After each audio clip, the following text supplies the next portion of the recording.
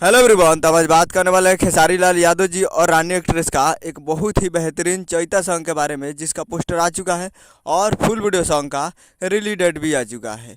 और इस गाने को लिखे हैं कृष्णा बेदर्दी जी और इसमें म्यूजिक दिए हैं आर्या शर्मा जी। और इस गाने को गाए हैं खेसारी लाल यादव जी और शिल्पी राज जी, जो कि आपको स्क्रीन कवर दिखाई दे रहा है। जिस सॉन्ग का टाइटल रखा गया है जोरे तोरा माई के, जिसका टाइटल है जोरे तोरा माई के। और वीडियो में खेसारी लाल यादव जी और रानी एक्ट्रेस जी और विवेक कुमार जी, तीन तीन वीडियो में आपको दिखेंगे। और ये काफ़ी बेहतरीन और यूनिक नाम रखा गया है, जो कि पहली बार मैं खेसारी लाल यादव जी गाना का टाइटल सुन रहा हूँ, जोरे तोरा माई के। तो आप लोग तैयार रहिएगा जोरे तोरा माई के सुनने के लिए।